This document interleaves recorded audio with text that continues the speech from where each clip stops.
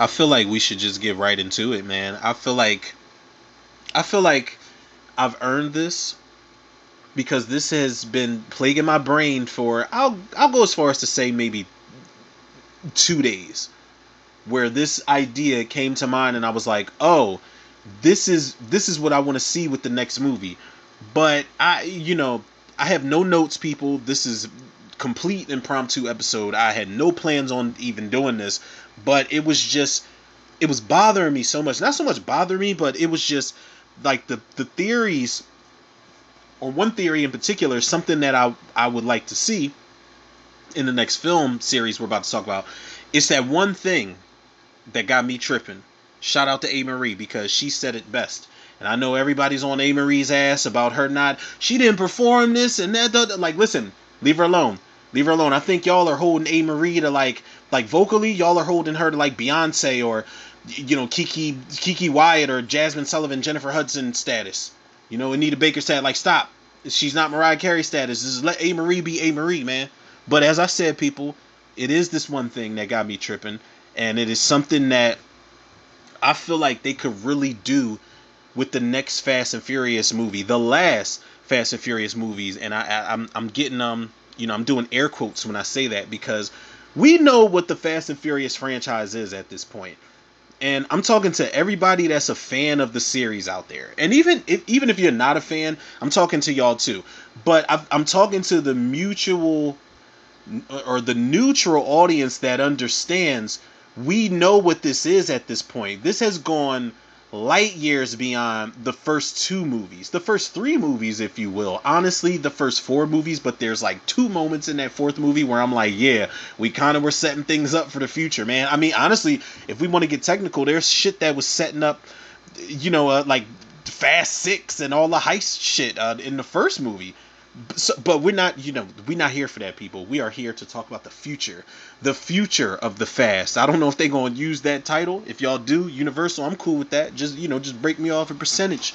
I don't know, like, I think that would be corny though. Like, the future of the Fast. I said it because it felt like it belonged in the moment. But look, man, like I said, I'm watching Fast 10 in the background, and I've got a lot of questions, comments, concerns as far as the next movie goes. But Vin Diesel, being Vin Diesel, man, the great humanitarian that he fucking is, man, the great guy that he is.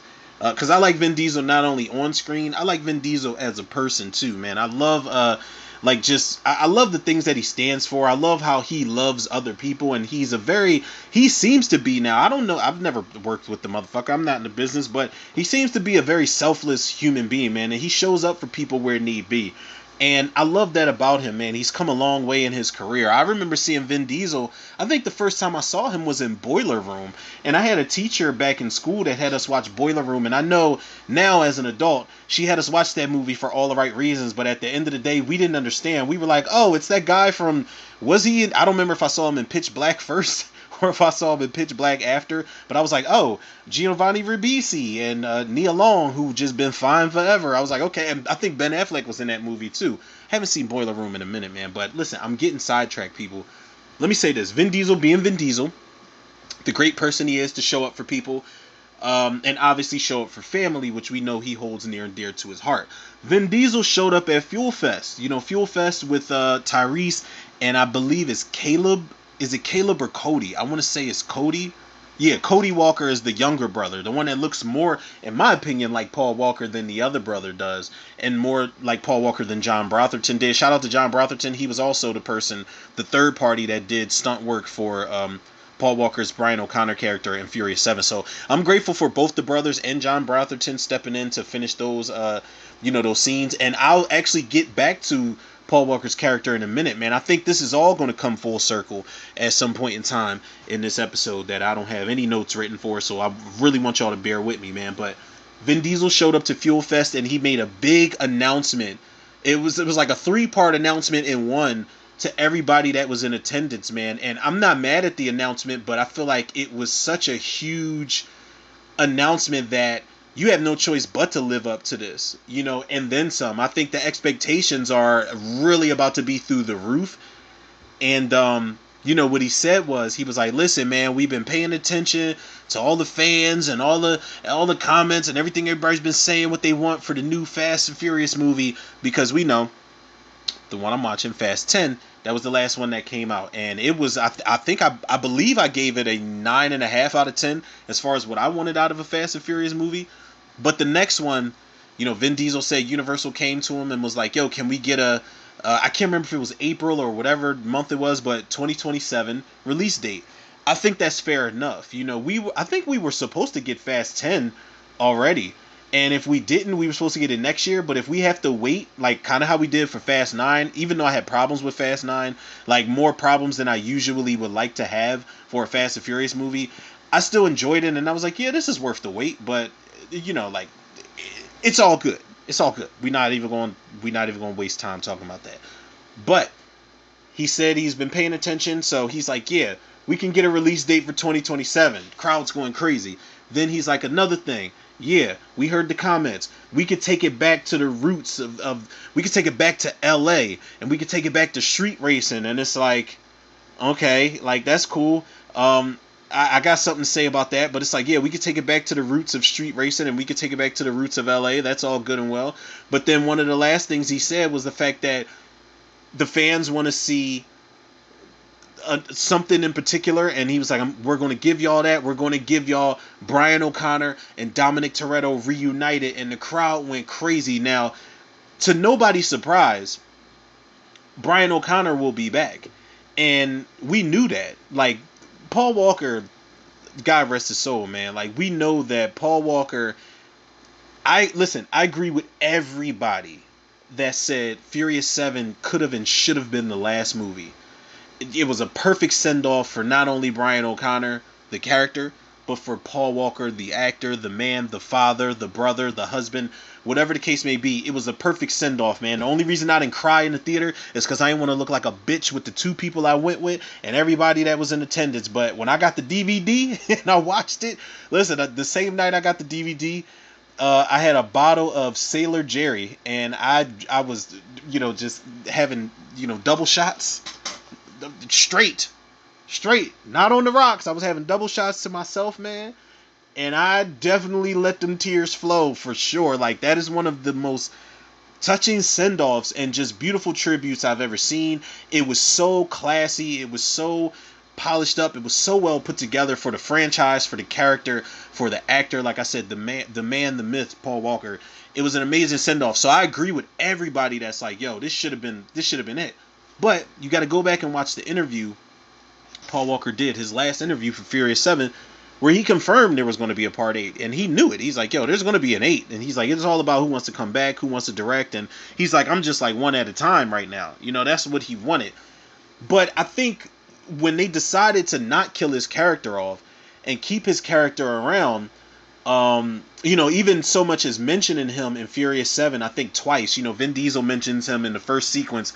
It's an old trick the Buster used to play, and they do this whole thing with the Cuban Mile race. And then Roman mentions him because Roman was his brother at one point in time too. I mean, he always will be, but Roman was like, yeah, Brian would know what to do, and Michelle Rodriguez's character Letty is just like, no, we wouldn't bring Brian and Mia into this. We agreed on that, and that looked like she wasn't even acting. That looked like she was about to cry, like just thinking about Paul Walker. They mention him in Fast 9, because Mia is in the mix, and Brian's with the kids. They mention him in Fast 10.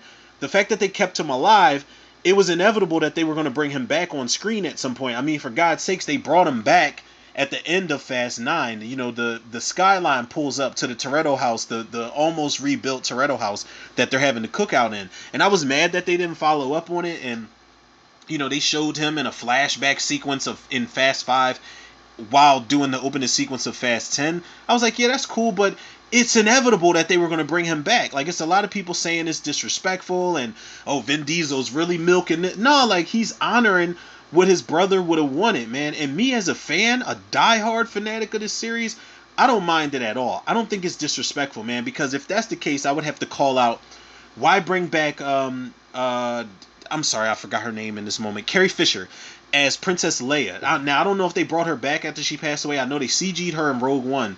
Who else did they CG in Rogue One? Shit. I almost said Peter Benchley. People, I don't know who the fuck I'm talking about.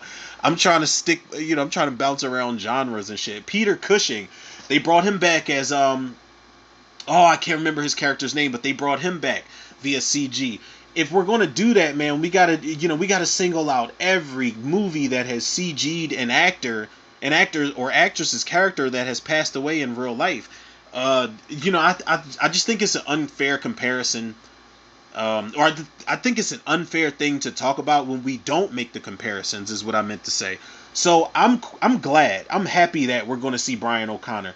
My concerns come in where it's like, okay, do we get how many scenes do we get Cody? How many scenes do we get Caleb? Because like I said, I think Cody was a better looking CG.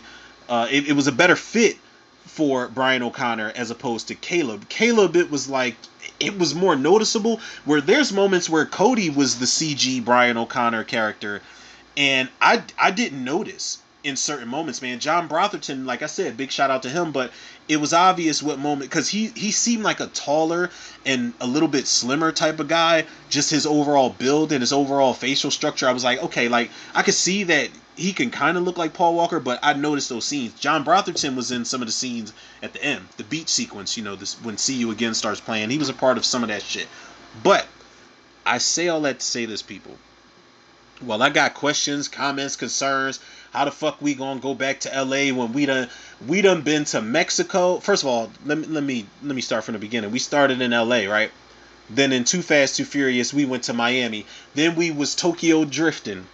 And then we was back in LA, and we went as far as to go out of jurisdiction to Mexico at the end of Fast 4. Then we went to Brazil in Fast 5. Then we went to fucking London in Fast 6. Then we went to what?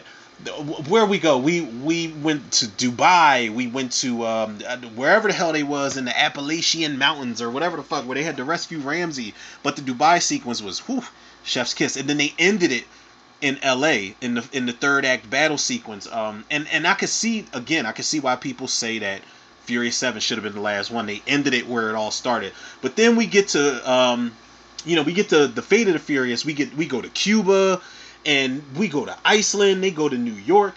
Like, and I'm glad that the New York set piece was limited, because I'm like, well, what are y'all gonna do out there? But then they pulled it off, because that was a great set piece. I'm not gonna lie. And then you get the Fast 9. We're not counting Hobbs and Shaw. You get the Fast 9 where they were in the fucking jungles on some Indiana Jones, like it was crazy, like Jumanji type of shit when they were riding around in those jungles in the landmines. And Tyrese is like, what does Proligvatus mean, or whatever he said. And you're all over the place. I can't remember where they were. I want to say they were back in London somewhere in Fast 9, and in Fast 10 you're all over the place. You're globetrotting throughout this entire series. So to bring it back to LA, I'm like, and to bring it back to street racing, I'm like, there's only one thing that can work to justify us going back to LA and going back to the street race, people. And listen, this is just my personal idea. I don't know if anybody ever came up with this. I don't know if anybody's going to hear this, and Universal's ever going to hear this episode. I'm hoping that they do. Like, I'm hoping that they do. Universal, Vin Diesel, whoever the fuck can listen to this. But I'm hoping nobody like takes it, or I really don't care. Like, I try to speak as freely as I can on this platform, people, and I've noticed that in retrospect, I'm like, yo, I put a lot of fucking fan film theory ideas out here that I shouldn't have put. But I gotta remember at the end of the day that nobody thinks about, like, people may have the same ideas, but nobody's gonna construct it like you. Nobody's gonna execute it like me if they have the same idea. Nobody's gonna have the same insane, crazed, illogical thought process I have to get this shit done. You know what I'm saying? So I feel like the only way we can take this back to LA and back to street racing, Dante Reyes, right? Jason Momoa's character, who was a fantastic villain in Fast 10. One of the best, maybe the best villain. And I know a lot of people say, oh, it's a low bar, but the best villain in the Fast and Furious franchise, who was 10 steps ahead of everybody. He managed to separate the crew throughout the course of this entire movie successfully. Dante Reyes has taken over LA. Did y'all know the moment? Do y'all remember the scene in Fast 10 where He had control over all of Cypher's goons. He had everybody's families tied up. He had their kids tied up. I will kill your motherfucking families if y'all don't do what the fuck I said and turn on Cypher and give me that God's eye and to locate everybody. And I need y'all to let me get control of this fucking atomic bomb wrecking ball sea mine. I know I kept calling it a sea mine when I saw the trailer for this one, but it definitely was it was a bomb that was rolling around. But Dante, and I'm gonna tell y'all how. Dante gains control over Los Angeles, the entire city. He has enough strings to be pulled that he takes over the entire city of LA. I'm talking, you got everybody underfoot. Hector, Dom's, anybody that Dom was cool with, they like, yo, I'm sorry, bro, you can't stay here. Dante will kill me and my family, motherfucker. I can't do it. Hector be like, yo, man, I got a last name, I can't pronounce it, but my last name today is get the fuck out of my crib, Dom. You can't stay here. Letty, you can't stay here. Even though you got that mean swing and you stole me in Fast 9, you cannot stay here. That is the only way this is going to work. And I'm talking like Dante and Ames, because they, spoiler alert, Ames was definitely double crossing everybody in Fast 10, and this is Alan Richson's character, Reacher, and I did not see that coming. That was a great twist reveal right there. But Dante and Ames are running shit because apparently that's somebody that Dante trusts, quote unquote. So we'll see that. But Dante and Ames are going to need some help if they're going to take over the city of LA, and they're going to have everybody underfoot. I'm talking Bane, Gotham City, the Dark Knight type takeover. I'm going to blow up the motherfucking bridge so nobody can come and go, and we just going to have it out. Now, Dante and Ames are going to need some help. I'm talking Johnny Tran, his cousin Lance from the first movie, yes. I'm talking Carter Verone, Cole Hauser, yes, from Too Fast, Too Furious. I'm talking DK. I don't remember that actor's name, but DK from Tokyo Drift. I know Sean Boswell beat him fair and square, and Sonny Chiba was there to be like, okay, y'all stop this beef and y'all good. Y'all done raced fair and square, and motherfucker, you lost. But no, I need a bitter DK coming back for revenge, because we got to have Sean Boswell, Earl Twinkie in the mix, Neela. We got to have all of them in the mix. I'm having Braga come back to help them out, to take over the city. I'm having Kara and Kiet. Kara was Ronda Rousey's character in Fury 7. Only got one fight sequence and then got knocked out when she fell over the DJ table. But Kiet, I don't know, maybe he survived. I feel like if Han survived an explosion in Tokyo Drift, Kiet, who is Tony Jaa's character that was fighting Paul Walker in 2 sequences in a movie in Fury 7, bring him back. Now, I don't know what happened when he fell down that elevator shaft. I don't know. Maybe he got caught up on something, and who knows? But let's bring Tony Jaa back, and let's give Tony Jaa, American filmmakers, or whatever, a chance that American movies don't give him. I feel like every American movie I see Tony Jaa in, not every, but a lot of them, they don't give him shit to do. They underutilize his character. Furious 7, Monster Hunter, fucking Paul W.S. Anderson, that movie was ass. Shout out to Mila Jovovich, and Ron Perlman was in it, T.I., Megan Good. Like they underutilize his character in that shit. And they underutilize his character in Triple X to Return of Xander Cage. And I'm like, come on, Tony Jaa, you watch The Protector, for God's sakes, and he is a leading man as far as martial arts and performance goes. I like him a lot, and they don't give him a lot to do in certain American action movies, and I think that's really fucked up and unfair. But yeah, bring Kiet back, man. Bring all these villains back to help Dante and Ames take over LA. I got everybody on strings in Los Angeles, the city that you thought loved y'all so much, and that y'all loved and was rooting for and riding for. I got them turned against y'all. And I don't know, having on some futuristic shit. We might have to do a time jump at this point, people. We might have to, I need y'all to tie up the loose ends. What happened at the dam with all the bombs when Dom and little Brian was down there? What happened with the plane crashing when Ames shot it with an RPG? The plane had Roman, Tej, Han, and Ramsey on there, and the plane crashed. We saw the plane crash, but I feel like if y'all don't use this moment to say that, to have Roman say ejectocito cuz, unless he installed it, or Shaw, Deckard Shaw, Jason Statham's character, installed it, because he was the one that got the plane for him. When they found out he was after Jason Statham's mom and they were all targets, he was like, I'll have transport ready for you.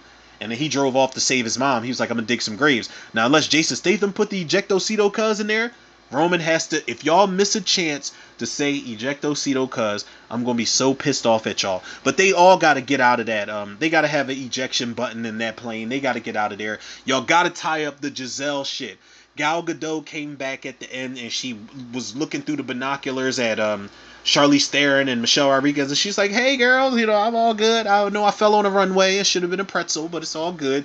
Y'all have to tie up all these loose ends, and then let's do a time jump, 2099 or some shit like that. You know what I'm saying? And run down dystopian, futuristic, post-apocalyptic LA where Dante has everybody underfoot and is running shit, and it's like, yo, the only way I'm even going to hear y'all out, I'm forcing y'all to do these. This is when, I'm going back to Paul W.S. Anderson right now.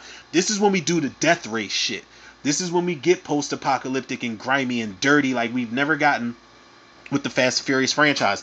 This is when we go, Dante's like, yo, I'm forcing everybody to do these street races where you could possibly die. I'm setting up death races with Dom's crew and whoever these goons are, whoever these villains are. I don't know, maybe we throw Braga and Carter Verone into the mix of the races. I'm not sure. It depends on who the drivers are. But this is when you can bring people back. And I also got a shout out, I think it was Jared Robertson on Facebook when he said that it would be really cool if Brian O'Connor comes back into the fold where he's like, yo, Dom, I heard you could have used some help. And Brian comes back with all the OGs. I'm talking about Brian O'Connor comes back with Leon from Fast 1, with Jesse from Fast 1, because anybody can come back. Vince hasn't come back from gunshots, and Jesse got shot. Jesse got shot. Like, he got hit the fuck up outside of, outside of the crib. But you bring them back. You bring Suki back. You bring Orange Julius back. You bring Slapjack. Now, if you say Orange Julius and Slapjack, who the fuck was that? But it's like, if you're a fan of the franchise, you should know that was... Slapjack was Michael Ealy's character in Too Fast, Too Furious. Orange Julius was, I can't remember that actor's name in Too Fast, Too Furious, but he was in Street Kings, and he was in the opening sequence of Live Free or Die Hard. Really good actor. And he was in Armored, by the way. He was the guy who was, like, trying to turn his life over to God, and he ended up stabbing Skeet Ulrich's character. Spoiler alert. But, you end up bringing Neela, Earl, Twinkie back. You end up bringing back...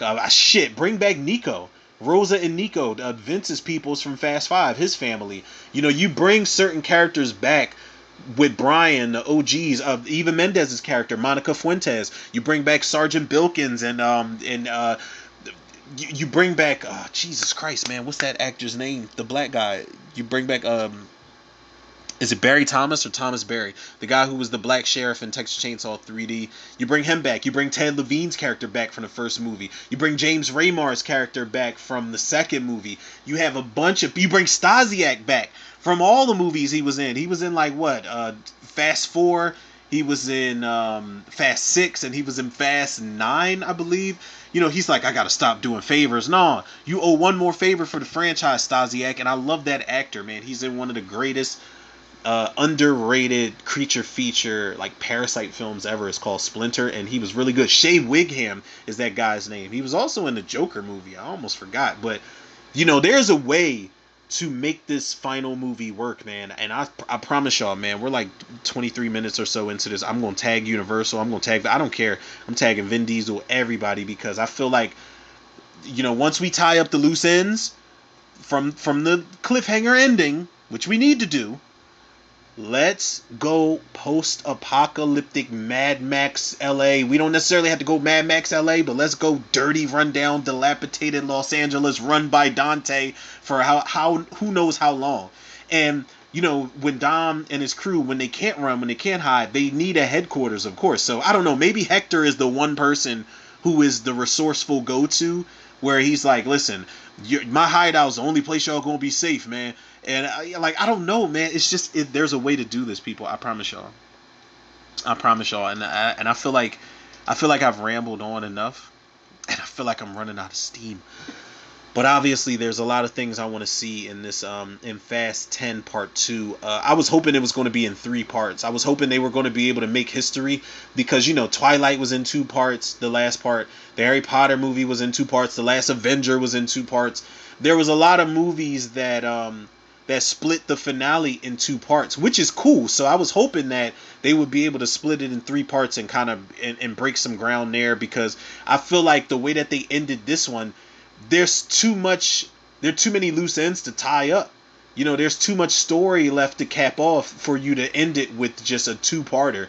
I hope that they surprise everybody and end it with a 3-parter, man. I hope they stick with that. But apparently, this last one is the last one we're getting. So I'm cool with whatever we get as long as they put a lot of love into it. But I'm glad Louis Leterrier is coming back. I don't know if Justin Lin is coming back. I would assume. Okay, now I know what they say about making assumptions, but I would assume that Justin Lin is going to come back at least as producer, maybe co-writer, executive producer. You have to see the franchise off, man. You know, you had us at Tokyo Drift, and I know it's still my least favorite, but I grew to love that movie even more than ever, man. And I didn't hate it, but I was like, yeah, this is definitely the worst of the bunch. But then I'm like, wait, worst doesn't necessarily have to mean bad. You know, worst can just mean that this is the one that I just gravitate towards the less. But Justin Lin's been there. Tokyo Drift, Fast and Furious, 2009, Fast 5, which was the groundbreaking moment, Fast 6 or Furious 6 as he wanted it to be, and then he came back for Fast 9. He started directing a little bit of, they made it a couple weeks in, maybe 2 weeks in or so of Fast 10, and then he dropped out of the project, and they got Louis Leterrier, who I wasn't sure about, but I was like, you know what, when I saw the finished product, I was like, you know what, I'm really proud that this guy pulled it off, and it feels integrated with the rest of with a lot of the sequels. I'll say that. I won't say the rest of the sequels, because Furious 7, no matter what it's attached to, no movie looks like it and feels like it. There's nothing that compares to what James Wan did in that movie, man. And it's, again, one of the reasons I can understand people say that's their favorite and it should have ended there.